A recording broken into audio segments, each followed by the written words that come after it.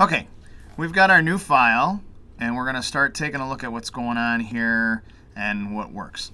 So right up at the top, we have the applications bar. Okay, this is where we're going to find stuff like file new, from template, all that stuff, export, print, document setup, edit.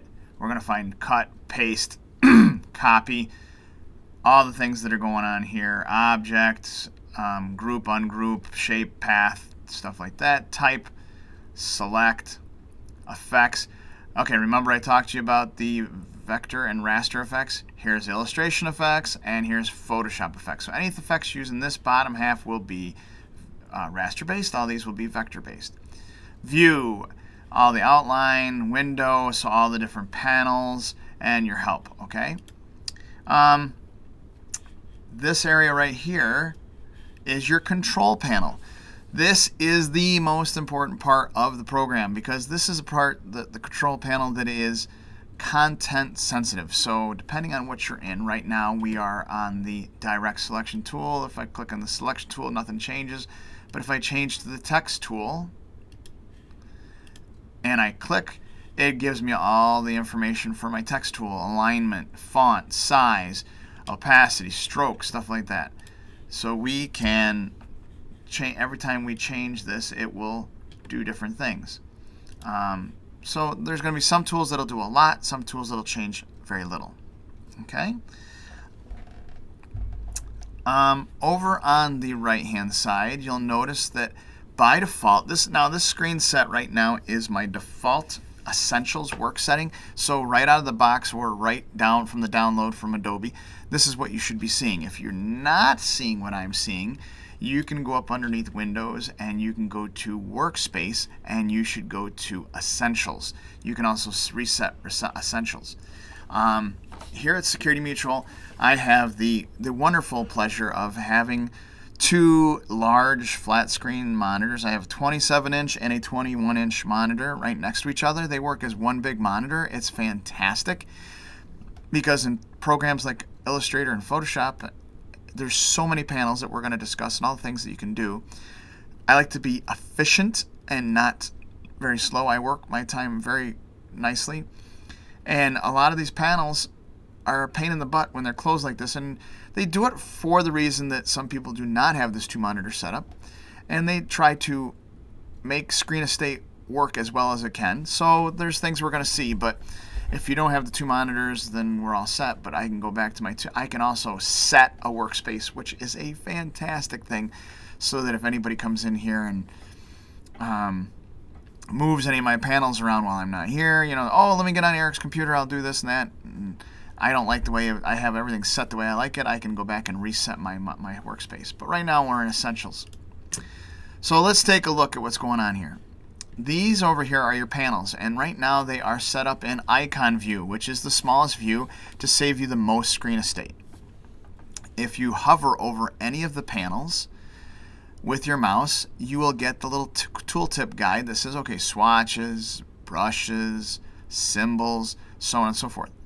But if you notice, if we take our cursor here and we go right to the edge of that panel on the left-hand side of that panel, we can drag that panel out so that you can not only see the icons, but you can also see the name of the icon, which for beginners, this is a great thing because it takes a little while to get used to what the panels are and what the icons are for the panels and so on and so forth. But if you pull that out just a little bit, you will notice that you can see them just like that. Now you can pull this out even farther and gives you this big expanded view, easy to see, blah, blah, blah, blah, blah, but it takes up a lot of screen estate. So if we want, we can even go one step further and we can tell it that we want to, with this little double arrow here, that I would like to show it in a tabbed panel format. Here we are, tabs just like a folder tab, okay? And when you click on them, it makes them active. So all these different things are active by just clicking on them. Now, does this mean that these are where they have to stay? No. Again, we go back to my two monitor setup. I like to take my panels right out of there, pull them over here, my gradient panel. I might use my brushes is a big one. swatches, and I can move these all out and put them wherever I want. I can move them around. They're floating panels. I can make them small. I can make them large, whatever I want to do.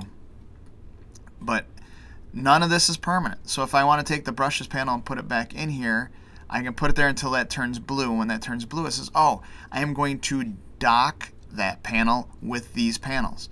And swatches are going to be up here with the colors, and my stroke is going to be down. And we'll go stroke right here, and gradient here, and I'm going to click on this little double arrow here, and it takes us back to here.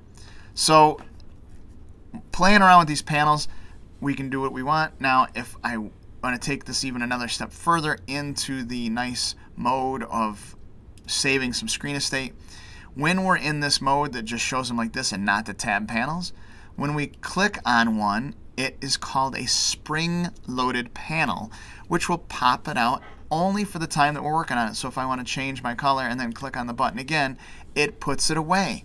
This is great if you don't have a lot of screen, if you're working on a laptop, if you're working on a smaller monitor. This is a great way to work. And on my laptop, I work with this program a ton, and this is the way I do it. Actually, on my laptop, know the icons, so I go all the way back to this view here. Notice they're broken into these little tabs. I can even bring them out like this. If you grab that little area right there, and I can even put them back in by just dragging them over until it turns blue, and that turns that back, pops that back in that little panel. Okay. Now over here on the left hand side, we have our toolbar, all the tools that we'll need to be working with in Adobe Illustrator.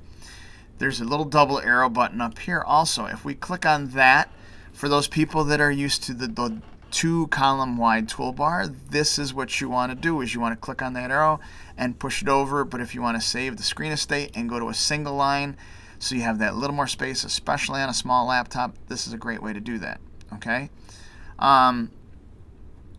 That's totally up to you. And everything that I'm showing you right here in this part, this is going to take a little bit of time just to see where you feel comfortable, what you like to do, how you like to do it. Once you get comfortable, then you're going to, there's going to be so many ways to do things in Illustrator. Just like any other Adobe program, there's always more than one way to do anything in an Adobe program. Either whether you do it with the panels, the tools, the control bar, you name it. There's usually 2, 3, or 4 different ways to do one single thing in Illustrator. And I'm not going to show you, I'm going to try to show you everything I can on each tool and each panel, and then leave it up to you to find out what you like to do best. John, who I work with here at Security Mutual, there's a lot of things that he likes to do. He just feels comfortable doing it that way. I don't like doing them that way. Does that make it wrong that he's doing them that way, or the way I'm doing it? No. It's how you feel comfortable doing it. Again, working with these programs, time is money, money is time, deadlines are deadlines. So I like to work as most efficiently and comfortably as possible. So we're going to talk about that as we go along. The toolbar, and then down at the bottom we have a status bar, and this is going to give us our percentage of zoom. So if we are at 3%, or if we're at 6400%. Again, we're working with vectors, so vectors can enlarge very easily and very nicely, and it's going to look smooth, clean, and beautiful. We have all kinds of information, like if we want to go through our artboards, if we want to work with mesh or other views.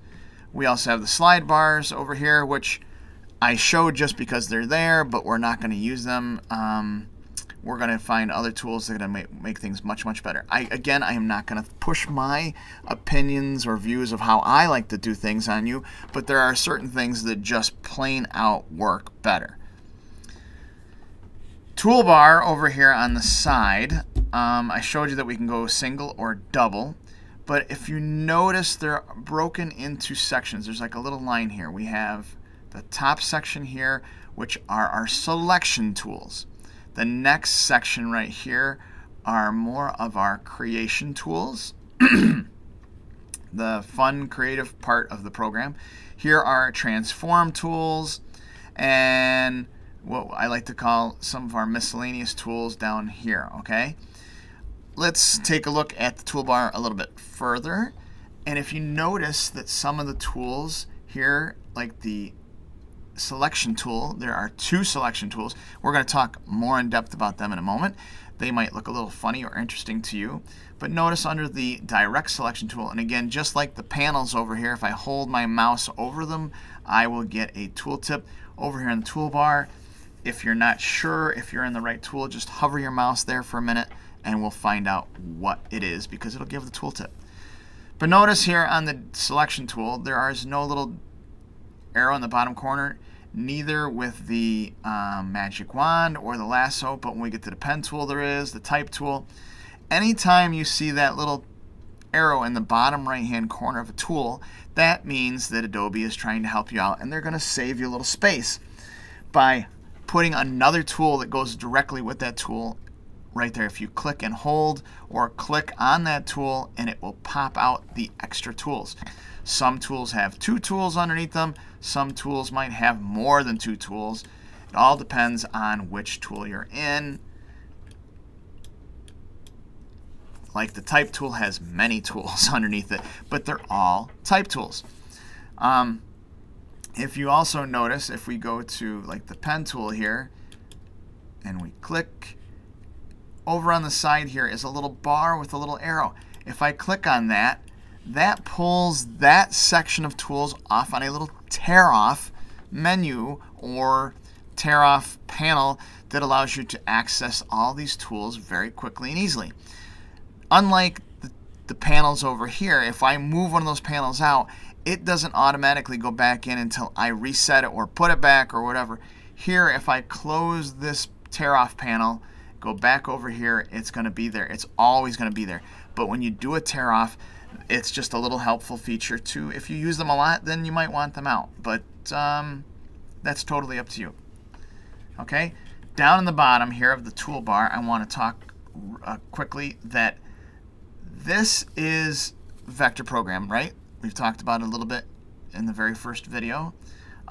Everything is a stroke and a fill. If you notice here, we have 2 boxes. We have a solid box and we have an outline box. So the solid boxes are fill. If you hold your mouse over that, you see fill. And notice you'll see on a lot of these, if you hold your mouse over some of these tools, it will not only give you what the tool is, but it gives you in parentheses a letter on the keyboard. And this one is X.